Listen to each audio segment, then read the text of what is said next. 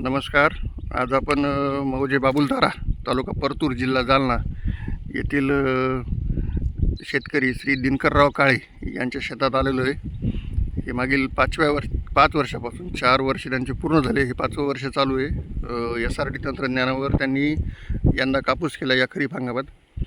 ते यांच्या शेतावर आज आपण 21 जुलै 2026 रोजी प्रत्यक्ष पाहणीसाठी आलो असता आपण काही गोष्टी त्यांच्याकडून जाणून घेऊयात.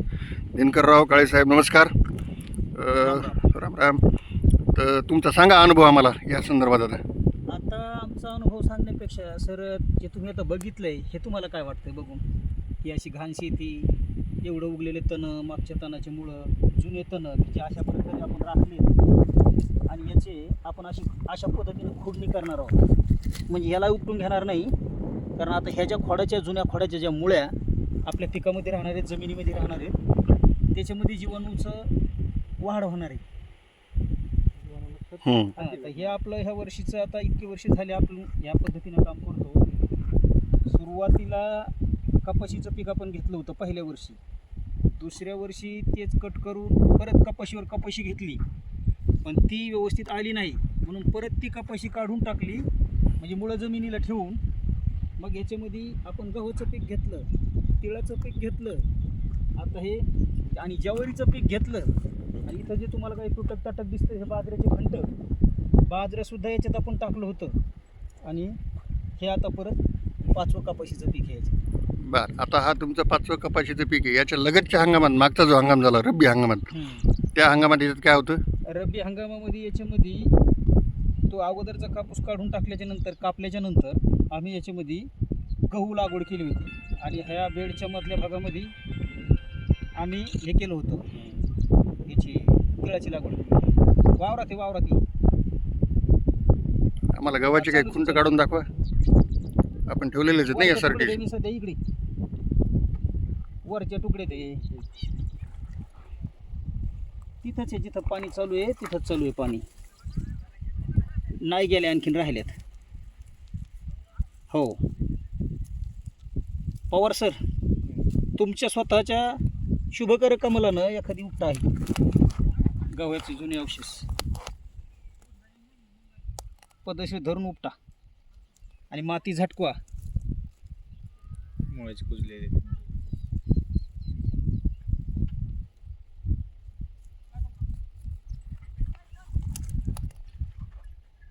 मुळाची वाढ झाली. ह्या क्षेत्रामध्ये जेव्हा आपण गव्हाची अशी टोकन पद्धतीने लागवड केली, त्यावेळेस आपलं क्षेत्र वाटावर असल्यामुळं येणार जाणार शेतकऱ्याला बघून आश्चर्य व्हायचं की अशा पद्धतीचा कुठं गहू असतो का. गव्हाला मला तर काही शेतकरी असे म्हणले की आमचे बैलांनी तुमचं घरचं ट्रॅक्टर ह्या रानाला हे हान, फनाट हान, पाळे हान आणि नंतर गहू पेर, अशी गव्हाची पद्धत नसती. म्हणले तुला उत्पन्नच येणार नाही. पण तुम्हाला सांगतो साहेब, हे जवळपास 31 गुंठे आपला गहू होता, पलीकडून ज्वारी होती त्या लिंबाच्या झाडाकडून. ह्याच्यामध्ये आपल्याला 19 कट्टे गहू झाले. अरे वा. 19 कट्टे गहू होऊन त्या गव्हाला कुठलाही रासायनिक खत आपण दिलेलं नव्हतं. जे आता मुळे उचलून बघितल्यात ना आपण, फक्त त्याची वाढ व्यवस्थित व्हावी म्हणून 23 किलो युरिया, त्याच्यातला बी 2-2.5 किलो युरिया आपण मागं ठेवला होता, उरला होता. म्हणजे फेकता अतिशय कमी युरियावर आपण हे पीक गव्हाचं घेऊ शकलो. आणि त्याच्यानंतर हा जो आता बेड होता मधला, हा नालीमध्ये आपण गहू केला होता रब्बीचा, मग हा बेड उरला म्हणून इथं ही ड्रीपची लाईन टाकून ह्याच अशा कचऱ्यामध्ये, एवढ्या कपाशीच्या कचऱ्यामध्ये देखील आपण इथं तिळाची टोकन केली होती. पवार साहेब, तिळाचे तुम्ही आता उपटून बघा, धसकट उपटून बघा. ते तिळाचे धसकट आहेत, सहज काढा, सहज वरूनच धरा हातात, उपटून येतं. उपटा तसं. आता ह्याच्या मुळावर कोणती बुरशी डेव्हलप व्हायली, ही मित्र बुरशी का शत्रू बुरशी, आता याचा अभ्यास तुमच्या विभागाने करावा आणि तो पब्लिश करावा. आम्हाला त्या संदर्भात जास्त डीप माहिती नाही.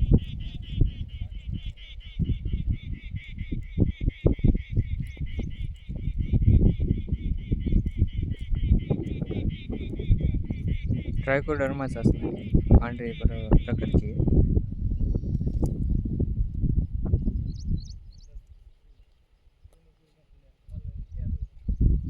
मुळे सगळे कुजून चालले, सगळे व्यवस्थित. आणि हे कुजण्यासाठी तुम्हाला सांगतो, आम्ही कुठल्याही प्रकारचं विरजन आमच्या शेतीमध्ये वापरलेलं नाही.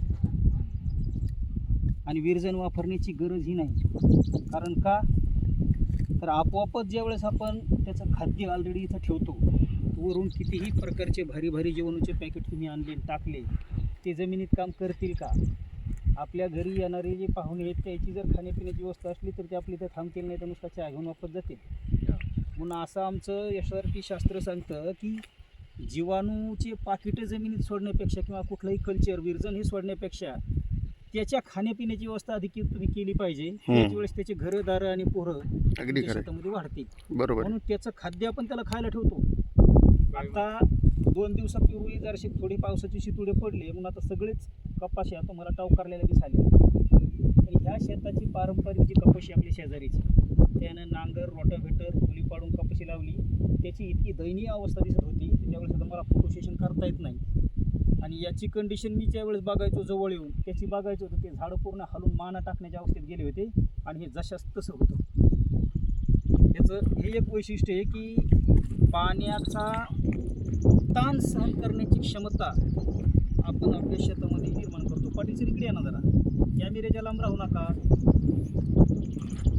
पाण्याचा ताण सहन करण्याची क्षमता ह्या तंत्रामुळे निर्माण होती.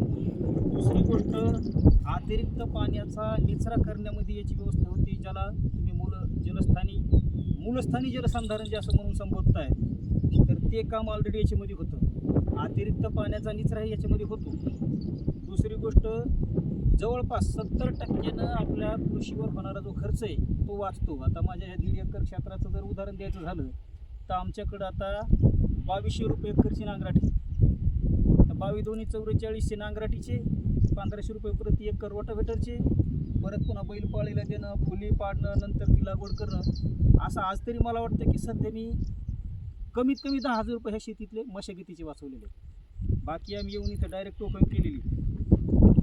तुम्ही सुद्धा येऊन गेले. पवारसाहेब आता पहिल्यांदा नवीन आहे आणि आपले गायकवाड साहेब बी आले. गायकवाड साहेब तुम्ही आता समोर या इकडे जरा. वाटतंय की असं आपलं क्षेत्र बघून आता काल फक्त याला एवढ्या क्षेत्राला, ह्या 50 गुंठे क्षेत्राला इथं आपण खत किती दिलेलं असावं रासायनिक खत? तुमचं रेकमेंडेशन काय असतं? कापूस पिकासाठी जो रासायनिक खताचा हप्ता असतो तुम्ही हा कोणता प्रोटोकॉल ठरवून दिलेला असतो? एकरी किती NPK असावं? विद्यापीठाने जे आपल्याला सांगितलेलं आहे कापसासाठी म्हणजे आपल्याला 150, 75 दिलेलं आहे. ते पर हेक्टरचं आहे. तो पर हेक्टरचा आहे.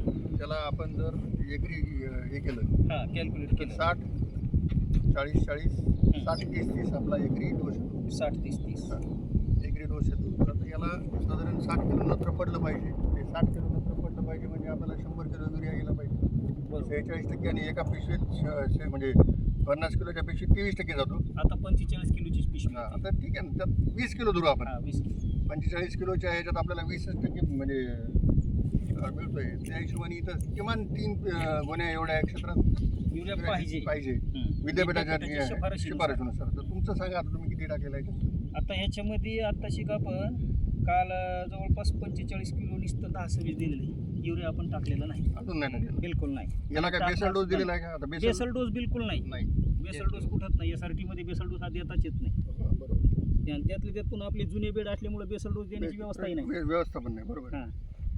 आणि हळूहळू ह्याच्यामध्ये काय होतं की जसं जसं आपण पुढं जाऊ तशा पद्धतीमध्ये काय होतं की आपली जर जमीनच रसायनाची मागणी करत नाही किंवा अतिशय कमी प्रमाणात करते, तर मग उगीच आपण जास्तीचे रासायनिक खत आणून जमिनीला कशाला द्यायचं? आपला उत्पादन कारण ती खर्च क्रिया मुळात कमी पूर्ण करणे याच्यात होती.